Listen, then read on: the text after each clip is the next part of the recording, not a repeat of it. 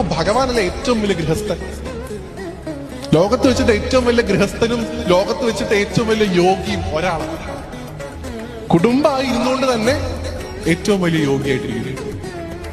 രണ്ടും ഭഗവാനെ വിളിക്കുക. സുന്ദരേശ്വരൻ എന്ന് വിളിക്കുന്നതും ഭഗവാനാണ്, ഏറ്റവും വിരൂപനായിരിക്കുന്നതും ഭഗവാനാണ്. അമ്മ മേന ഭഗവാൻ ഈ കല്യാണം കഴിക്കാനായിട്ട് ഈ കൂറ്റൻ കാളയുടെ പുറത്ത് വരുന്ന സമയത്ത് ആ രൂപം കണ്ട് പേടിച്ച് ബോധം കെട്ടുവിടുന്നു.